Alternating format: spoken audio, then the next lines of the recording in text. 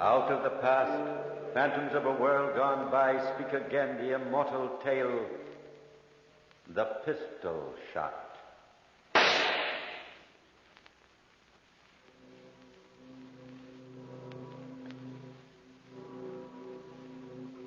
Listen, the bells. They toll the last requiem of Count Peter Markov upon the still, wintry Moscow air. This is the end of a brave and loyal man. Soon the body will be carried down the church steps and into the black hearse. The funeral procession will wind itself through the dark, quiet, snow-covered streets to the cemetery reserved for the officers of His Majesty's Hussars. I shall wait here in front of the church until they carry the coffin out. I shall follow in the funeral procession and watch with bared head while they lower the body into the grave. Yes, this is the least that I, Captain Nikolai Silvio, could do. After all, Markov was my friend.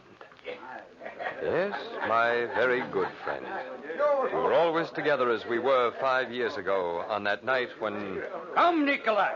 This is a night to celebrate. The Tsarina has achieved another birthday. The Tsarina's birthday. Come, my friend, another drink. No, Peter, I've had enough. Oh, nonsense. Stefan! Where is that pig of a steward? Stefan! Yes, come, Markov. More vodka for Captain Silvio. See that his glass is never empty. Yes, Excellency. Come, Peter. We'll drink to the health of Ilya Stanovich. Yes, I'll drink to that, Peter. Till the cup is empty. Away with the glasses, my friend. Stefan! Fresh glasses. More vodka. This is a night to remember. Yes, Excellency. Peter, I've had enough, and you've had too much. Aye, too much vodka? My boy, you know me better than that. I still say you've had too much. Your hand trembled when you raised that last glass. I'll prove to you that I'm not drunk, my friend. How? Do you see that moth crawling along on the opposite wall?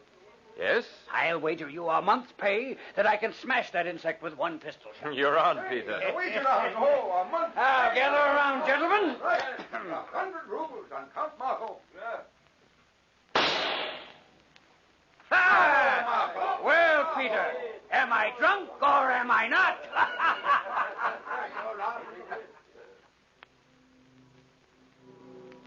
This was Markov, my friend, 5 years ago. A devil with a pistol and a devil with the ladies. He loved life then, did Markov. And I loved the ballet dancer, Ilya Stanovich.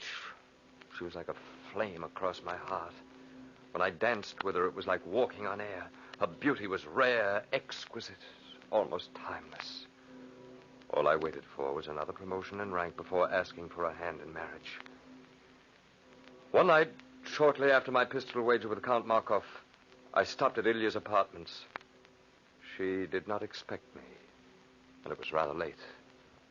As I got out of my carriage, I looked up at Ilya's window on the second floor, and what I saw there froze my blood. Framed against the blinds were two shadows, the shadow of a man and a woman in close embrace. I hid behind a door on the lower floor and waited. And soon I heard the upstairs door open. Peter, you must be careful. Nikolai must not find out. Nikolai suspects nothing. Ilya, my dear. I don't know. I'm afraid. We can never let Nikolai know. Never. But you will let me come again. Oh, yes. Yes, Peter. Peter, we'll never let Nikolai know, will we, Peter? You're lovely, Ilya. Lovely. Good night, Peter. Good night, Ilya.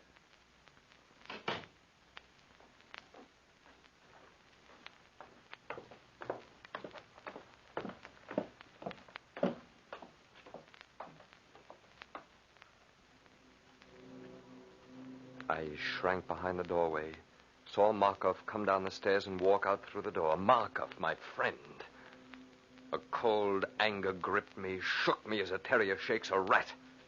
I saw a blood-red mist, and in it was framed two faces, the faces of Ilya Stanovich and Peter Markov, laughing at me, jeering at me. But instead of causing violent action, My anger was cool, calculating. I cannot say that any plan formed itself in my mind then, but later, the manner in which things came to pass seemed to fit into a pattern begun at that moment. I walked slowly up the stairs. Who is it? Who's there? It's Peter, my dear. I forgot something. Peter. Nikolai. Good evening, my darling. Oh, You're so beautiful, Ilya. So beautiful. Nikolai. What are you going to do? So beautiful. No. No, I would not know, for no one would ever tell me, would they, Ilya, that my beautiful one loves another instead of me. Nikolai, it's you I love. I swear it, Nikolai. Only you. But while my back is turned... Oh, don't turn away, Nikolai. Don't go away from me. Don't turn your back on me like that. Nikolai. Nikolai, I love you. Nikolai, come back.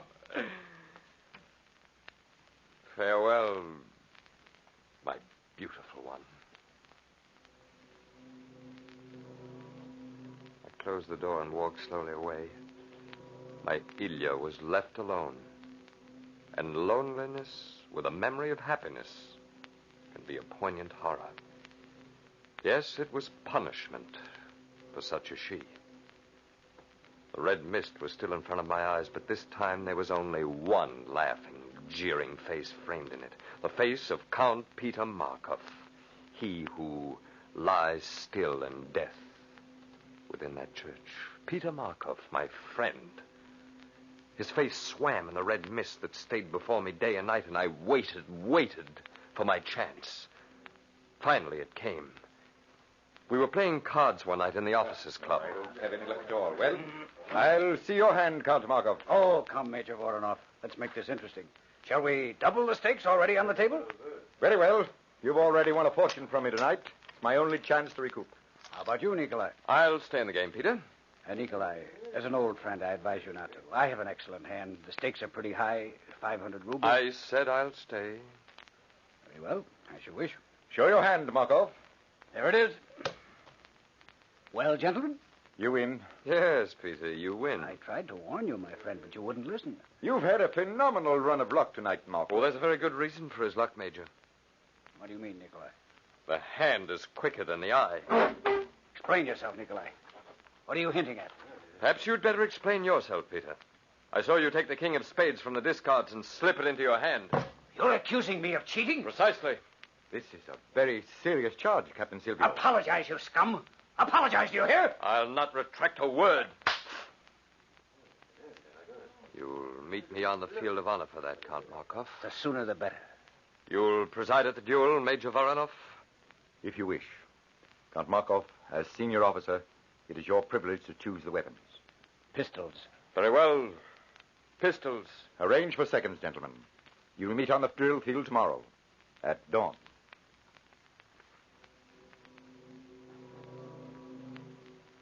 Now I had found the pretext for a quarrel.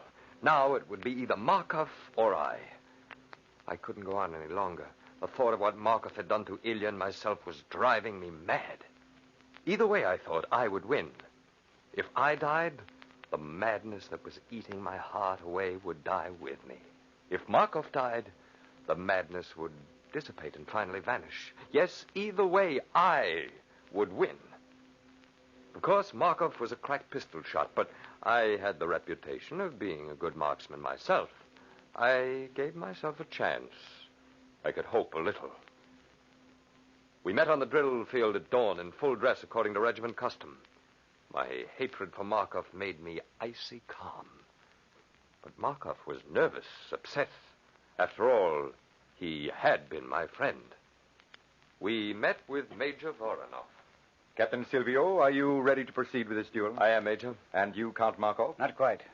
I have a request to make of Captain Silvio through you, Major Voronov. Proceed. I have been Captain Silvio's friend for many years. I am not willing to kill him now. If he will apologize, I will consider my honor satisfied. Well, Captain Silvio? There will be no apology, Major. Let's get on with it. Very well. I shall toss a coin, and you, Captain Markov, will call the toss in privilege of your rank. If you call correctly, you will be entitled to the first shot. Is that understood? Yes, sir. Toss the coin. Call it, Count. Heads. Heads it is, Count Markov. You win first shot. Each of you, according to regimental rules, will be entitled to one shot. Is that understood? It is. Yes. Very well. When I begin to count, you gentlemen are to walk 10 paces in opposite directions. At 10, you're to turn and face each other. Then, Count Markov, you will fire the first shot. Are you ready? Ready. Yes, sir. 1, 2, 3, 4, 5, 6, 7, 8, 9, 10. Your shot, Count Markov.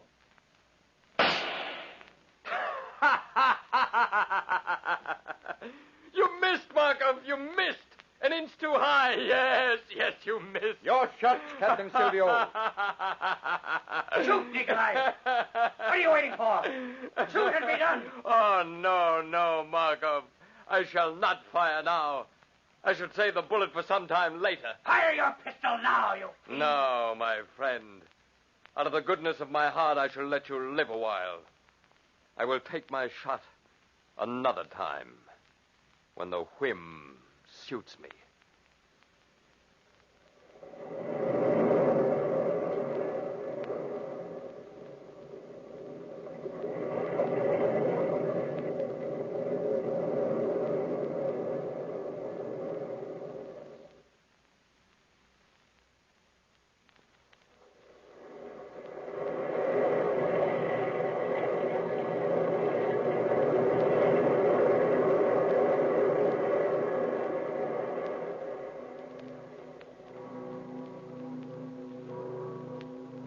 Still the bells toll on. The yellow light filters through the stained glass windows and spills onto the white snow outside in strange rococo patterns. Yes, an appropriate day for a funeral. A different day entirely from that fine spring morning that Peter Markov and I met again. It was our first meeting after the duel. According to Russian Army custom, we'd been transferred to different units. He to the 5th Lancers, I to the 9th Dragoons. I was enjoying a morning gallop through the park when I came upon an officer and a lady resting their horses.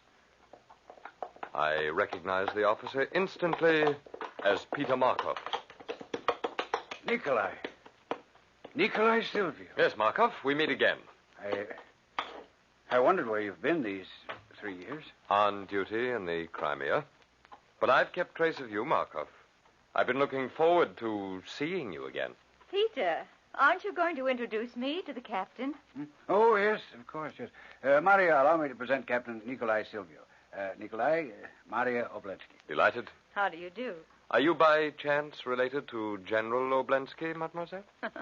Rather closely, I would say, Captain. He's my father. Oh, indeed. Mademoiselle, I am honored.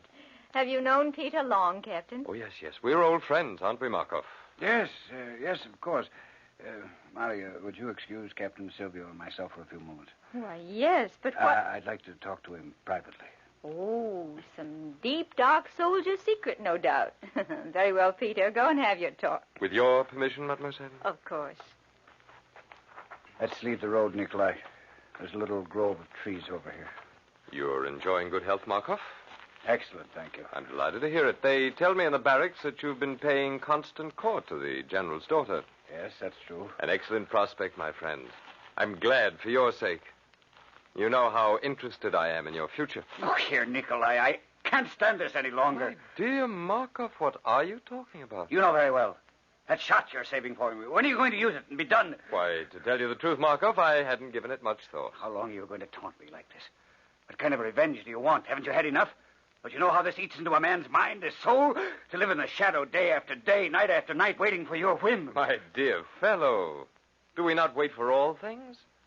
Even death? I am not afraid to die, Nikolai. I have faced death before.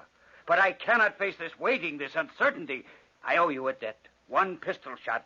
Measure off the paces and collect it now, I beg of you. Oh, no, Markov. It does not suit my fancy. I'm not ready yet. How long? How long are you going to delay? Patience, my dear Markov, patience. The day is beautiful, and so is the lady. I suggest you go back to her. It's not proper to keep the daughter of a general waiting.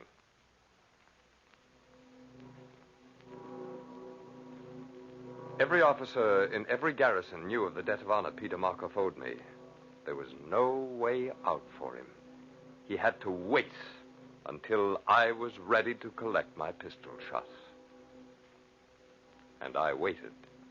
I made it a point to be at every public function Markov attended. I hounded him with my silent presence and saw him slowly crack. One night I went to the theater, took a seat in a box directly opposite that of Markov and Maria Oblensky. His eyes caught mine, froze in horror. Deliberately, I took out my pistol and cocked it. The lights went out, and the curtain went up.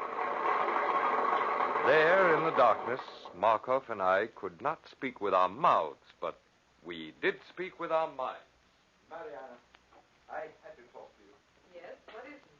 Mariana, you know... Nikolai, I know you're looking at me, not at the stage. Yes, Markov. And it's a fine play tonight, too. You have your pistol cocked and ready. You're not going to shoot me here in the theater, are you? I may, Markov. I can see your head framed in the dim light of the lobby passageway. It would be easy. So easy. You can't, Nikolai. Not here.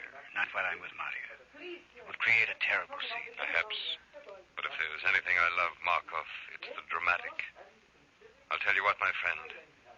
There's plenty of time. I'll just sit here in the darkness and think it over.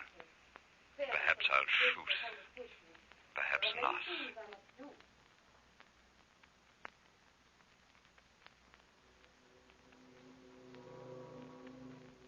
Just before intermission, I saw Markov rise and leave the box. The minute the curtain went down, I hurried to the lobby.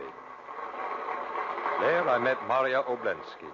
She was alone, and there was a frightened look in her eyes. Captain Silvio. Captain. Oh, good evening, mademoiselle. But where is Count Markov? He complained of being ill. He left suddenly. Oh, I'm sorry to hear that. Captain Silvio, something's wrong with Peter. He wasn't ill. He was frightened. I could see it in his eyes. They had a haunted look. Really, mademoiselle? Captain, you're an old friend of Peter's. Might I ask a favor of you? Of course, I'm at your service.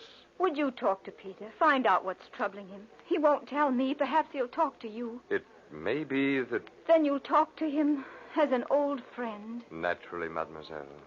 As an old friend. I shall be delighted. What a twist. What a beautiful irony. Here was Maria Oblensky, now engaged to Markov, begging me, Nikolai Silvio, to find out what was wrong with him. I tasted my triumph, savored it, treasured it. I would, in good time, bring it to full flower. And then suddenly the dragoons received orders to quit Petrograd and move north in a swift attempt to crush the Tartars who'd revolted.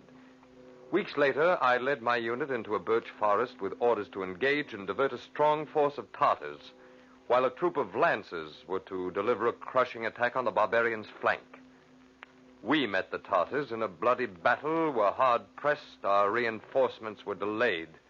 We waited for the lancers, led by my friend Peter Markov, to attack on the flank.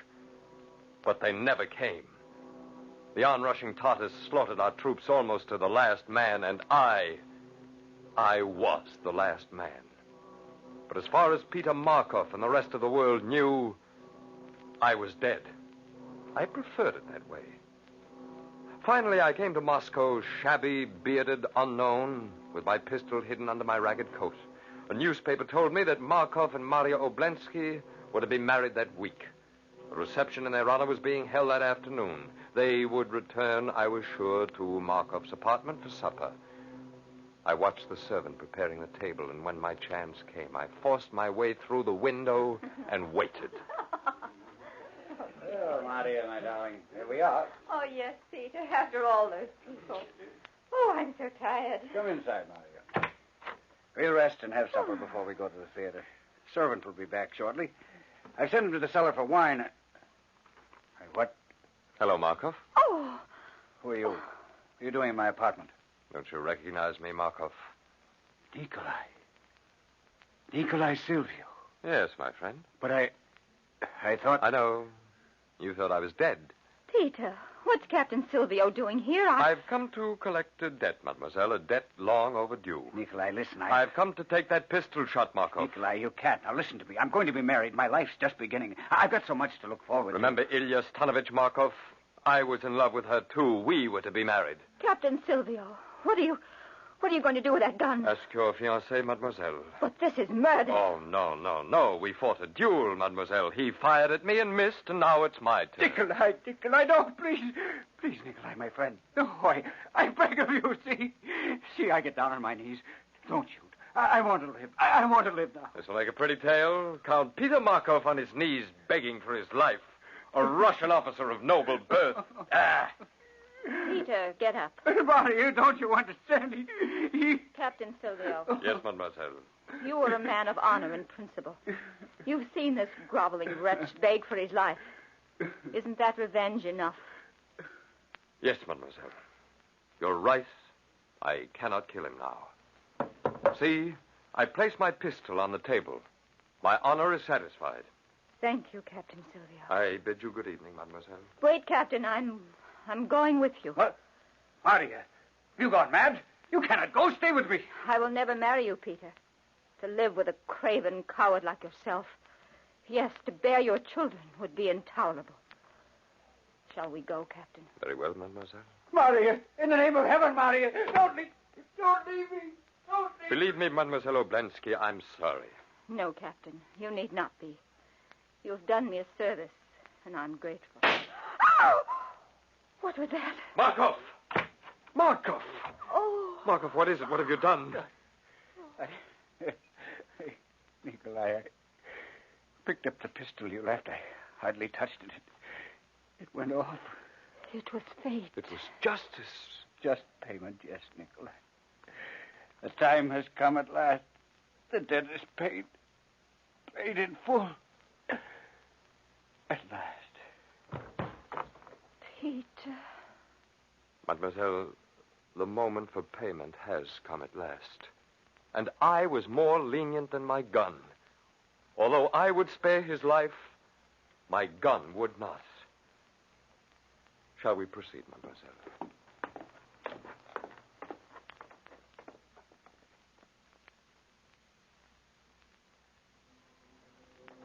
The eulogy to Markov is over.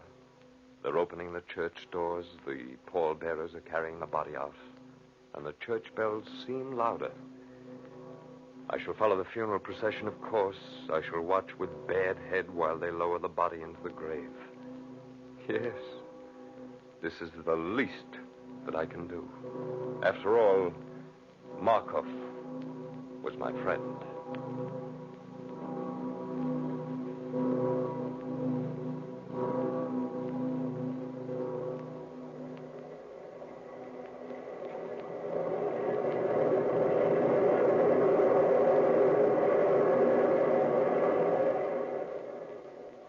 From the time-worn pages of the past, we have brought you the story, The Pistol Shot. Delphi